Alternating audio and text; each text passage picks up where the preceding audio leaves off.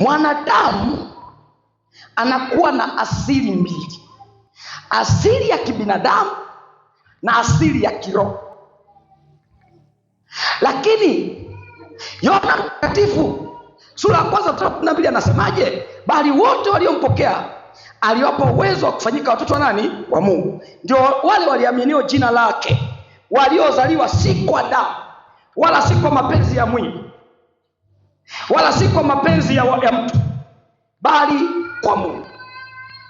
Kwa hiyo kumbe, mwili wa kawaida au asili ya kwanza ya mwanadamu ni asili ambayo inahusisha mwili na nini? Na damu. Kwa nini mwili na damu?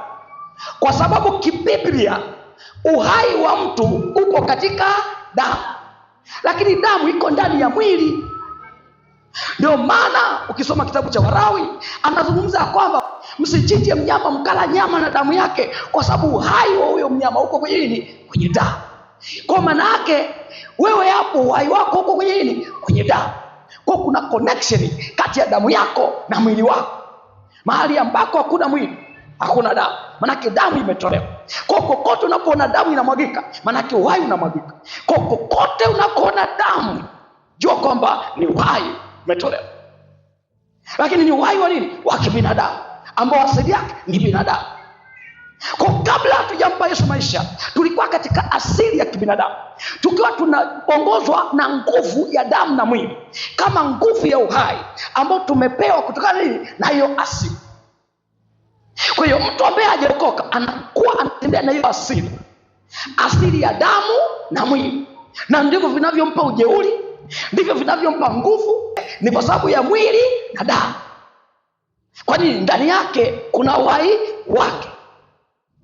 Lakini unapompokea Yesu Kristo, unapokea asili mpya ambayo sio asili ya kibinadamu tena, sio asili ya mwili tena, sio asili ya damu tena, bali ni asili ya roho kutoka juu, ambayo ndio maisha halisi ambayo Kristo alikuwa amekusudia yakae ndani ya watu.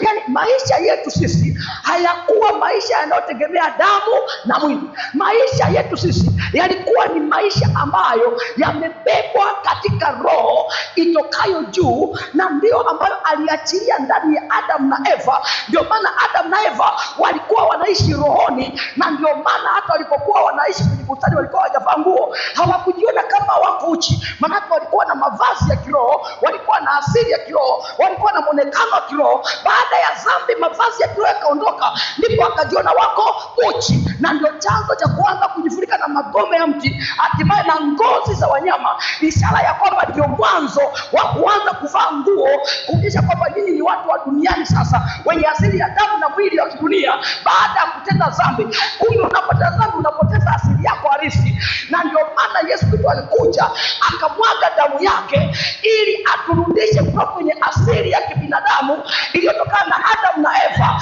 turudi kwenye asili yetu ya kiroho ambayo ni kubwa kuliko asili ya kibinadamu. Haleluya!